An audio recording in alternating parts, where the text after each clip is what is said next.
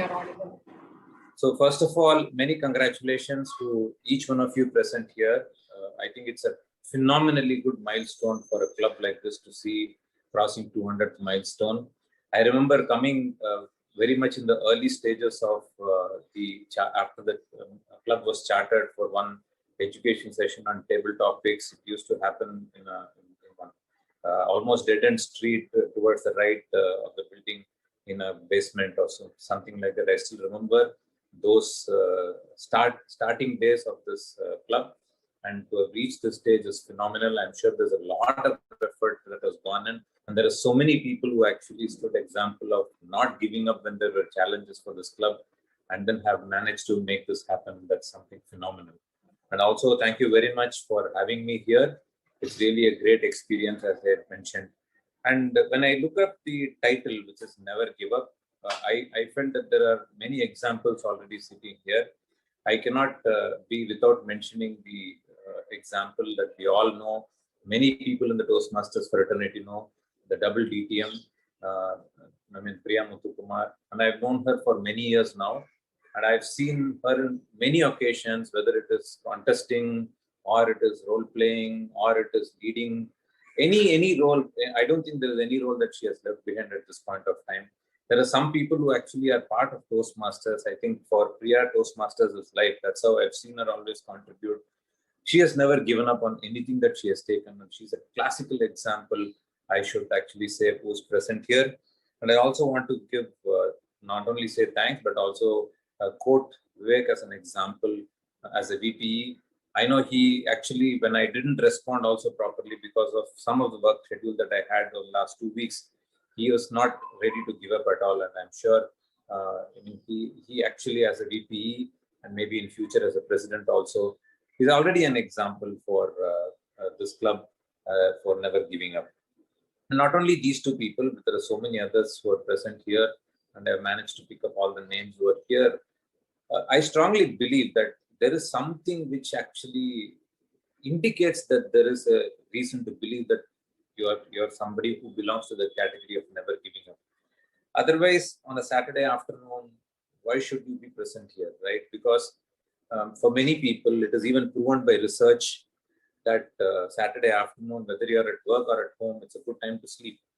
And for you to actually come here and be present, to push yourself and to actually put your next step forward to do something in your life, there could have been many distractions. There could have been many things which would have actually pushed you or pulled you not to be attending this meeting. And to take that step to come and be part of this meeting itself is a great example of never give up. So I'm sure there are enough reasons for people to be called as examples for never give up. And I am happy to be part of people who belong to that category. And it's not just like-minded people, but right-minded people, as my guru always calls. So why me for this meeting? I'm sure there were quite a lot of interactive things happened in the previous speech also. I'm sure you will definitely be happy to answer. Why do you think people have, when the title is Never Give Up, why do you think people have called me here? So maybe I'll give you a few pointers, especially in Toastmasters. If you ask me, am I a DTM? No, I'm not. If you ask me, have I completed the communication series in whatever it was given, whether it was in the legacy Toastmaster fraternity style or in the latest pathway? No, I have not done that as well. Have I been doing any leadership roles, leadership series? You have this AL, BL and CL and all that. I have not done any of that so far. And have I taken any district role? I have not even become the area director so far in my life. So that's not there. Have I attended some programs like judge training program and all that? No, I have not done that as well. And why do you think people have called me for this session? And that too as an example for never give up. Can somebody tell me? Because, sir, you have already said that your dream is to win ISC, and you need to go to US and speak in that big stage and win that. Until you are winning that, you will keep contesting and you'll be keep being a Toastmaster. That's what I remember when you said. Yeah. So thanks for your answer, Santakumar. See, while that everybody, I'm sure, if you ask so many people who contest, maybe a few thousands of people contest every year in this country across various clubs. And if you ask them, everybody will have a dream of becoming a champion, right? Given an opportunity, they want to become champion. They want to actually become a world champion also. But not all of them are called. But I think if there is one reason why I've been called, I'm going to probably the next few slides will tell you not out of the outcome, but more out of the effort that I have put in here. And this is my international speech attempts. I'm not even calling results. This is my international speech attempts. Starting from 2006 and 2007, in between 8 and 9, I could not participate because I had to move from Chennai to Bangalore on work and I had to settle down. And that time I couldn't pursue. Otherwise, every single year, if you see it, 2007, 10, 11, 12, 13, 14, 15, 16, 17, 18, 19, 20, 21, I continued to just keep participating in the Toastmasters International Speech Contest that I have had. And maybe that's one reason why people felt that I don't give up. And what I did was to actually satisfy my own requirement of not giving up on what I was doing. And that's how it was. And of course, other than that, I participated in humorous contests also so many times. And I participated in table topics almost every year. And then I participated in evaluation also till I became the district champion. I continued to participate as such. So, and when people ask me why, you have never given up, what is it? I said, why give up? I found that there are a few reasons. I'm going to quickly run through this and maybe we can take questions. And it's easy for you to relate because I'm just going to share my experience. I have seen many a times there are three categories of people who take instant action, right? I'm not in that category actually, who take instant action when they see something and then it fizzles out immediately. Because if they see an offer or if they see something very attractive, immediately they take action without even thinking about it. And after that, they realize, okay, probably this is not for me, and then it fizzles out. Some of them actually take long time. I'm in the second category. Actually, I take painfully long time to take a decision. Evaluate all possible things. A long inaction happens and thereby you give up. That's another possibility. And the third possibility is influenced by others. When I'm saying influenced by others, not for giving up, but even for taking up something. If you had come to Toastmasters, you saw somebody speaking very well, or it happens to all of us, right? When somebody plays music, violin, flute, or something on TV, you say, okay, we can also do it. And then immediately you go and join a music class or something like that. So that kind of an influence. Or when you actually are starting to doing something, why are you getting yourself into all this? You already are doing well. Why should you encounter all this? So that kind of an influence also is a good reason for people to actually give up. And unrealistic expectation, right? So there's so many times we want to achieve something, especially this, I think physical fitness and all, you can relate it very well. Somebody wants to actually reduce 10 kg in 1 month, right? And I have a humorous speech on that. In fact, my son also gave a humorous speech on that actually. So finally, for all the attempts that I made, I lost only 200 grams after three months. And that also because I had my hair cut. And that's the only thing possible if you're actually having unrealistic expectations. And then we tend to give up. And we are other people conscious. What people keep talking about us in case we fail, in case we don't perform very well. In fact, if I'm actually going up and again and again, what happens? And it's not that I have not had that. And there is a possibility that people will feel, okay, what will others tell about me? And that could be a reason for us to do. And then fear of failures. So what will happen if I'm actually going up on stage and my humor doesn't work? What will happen if I actually go blank when the table topics was given to me? Because table topics is a typical problem where before going up on stage, you know everything and more about the topic. After coming down from stage, we know everything about the topic. But on the stage, when you go on stage, stand up, that's how it is, right? When the previous person is speaking, we know everything about the topic. When the next person is speaking, we know everything about the topic. But when we go there, it doesn't come. So we will always wonder what will happen if we go blank there. And that's another reason why people give up. So, and then, we sometimes spend disproportionate investment. When I say investment, it's not about money. It's about time. It's about effort. I remember there was one mentee who was there, and I'm also responsible for the dismal performance of that mentee, I should say. She had joined our club in Chennai Wordsmiths, and she spent almost continuously some 40 hours or so on her icebreaker speech. So, and I also got so much enthusiastic because, I found somebody so excited, so, passionate about speaking. Even at office, she kept on doing this work only. And I got I was feeling bad, somebody sees her and that should not become the last day in her office. So midnight, 12 o'clock, she used to send a message to me saying that I've given the next script and all that. 40 hours and then put so much of effort she put in, and she came and then prepared the icebreaker speech and then presented it and became a ribbon winner also, that speech. But the problem at that time was she wanted to give a similar speech for the second CC2 also. And she could not actually live up to her own expectations. And after that, she stopped coming. Because she put so much of effort, time, and all that, and she was not able to do that for the second one, and it actually fizzled out. And then, hence, she had to give up. Maybe I realized as a mentor, it was my mistake. It was a mentoring experience for me also. I shouldn't have pushed her so much, or I shouldn't have accepted her disproportionately putting time on herself so much. And that's another reason why people give up. So I always ask, saying, why give up when actually you can go up? And how can you go up is what something which I want to basically put across to people and share my experience so that you can also, it's all something which you all know. I'm just trying to validate some of my experiences with you. That's all. Identify what will work for you. Everything is not for everyone. I give this example because once when I was a Toastmaster, when I was doing Sergeant at Arms in the club, I initially used to have the habit of writing everything, full script, even as a Sergeant at Arms. I mean, the taboo topics, this and everything I used to write in detail. And once one senior Toastmaster had come to the club and he was asking me, saying that, how you prepare so well. Then I asked him, how do you prepare? So then he said, no, Sridhar, I just get into the car, I close my eyes, I tell my driver, just go. And by the time I reach the destination, whatever comes to my mind, I go and speak. And that's how I've come today, and I've come here for a keynote address also. I got too motivated after that. And as soon as the meeting got over, I got into the car and I told my driver, just keep going, man. So 3 hours later, he asked me, sir, we have reached Vellore, what should we do? Because I didn't get anything. Then I realized spontaneous speaking works for him when he closes his hand and gets it. For me, it doesn't work. I need to actually be scripting. And thereby it gives me confidence for me to speak eloquently well.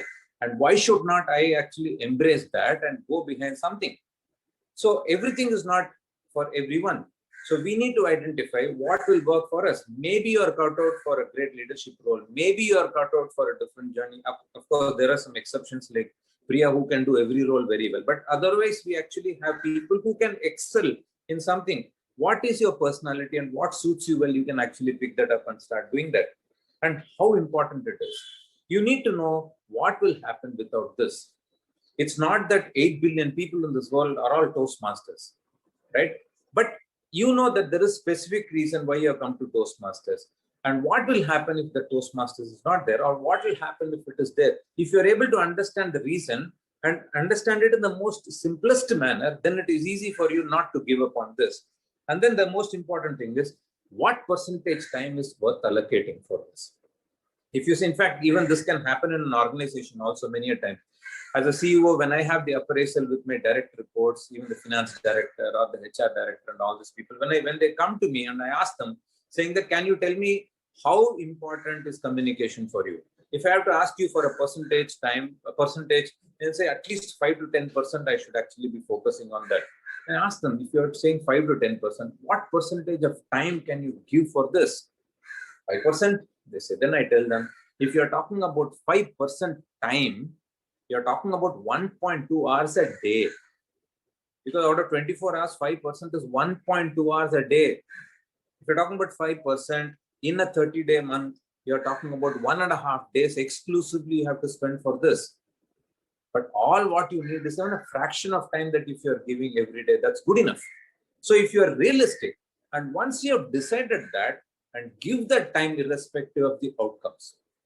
So when I became a president of my club in Bangalore in LA 1924, I told them, if I'm in Bangalore and if I'm alive, I will be in the meeting. Whatever happens, I'll be there. And I stood with that commitment, and you will not believe, not a single meeting if I was in Bangalore I missed ever. Otherwise, we always used to have reason. Traffic could be a reason, health could be a reason. So many things will come. But because I stood to that commitment, not only for the term of 6 months, but for the next 3 years, even today, people remember that I had not missed a single meeting. Because I decided 7 to 9 on a Wednesday evening, I will be there. What I do there is immaterial. That time I've allocated, I want to give this. And then have some enablers that can make the situation choiceless. This is another biggest thing which I have done for myself. Small things I'll give you, right? Especially waking up in the morning, if I have to give us an example. Some very peculiar thing that I found is, when I want to sleep early in the night, we don't get sleep. We can wake up till 1 o'clock or 2 o'clock also. But when we want to wake up early in the morning, how many hour attempts you make, it is very difficult for us to do. So what I do is I place the alarm at least say 10 feet away so that I wake up. And I'm sure many of you will also be trying this. 2-3 alarms you keep and keep it so loud that everybody else will wake up and scold me and then make them wake up all that.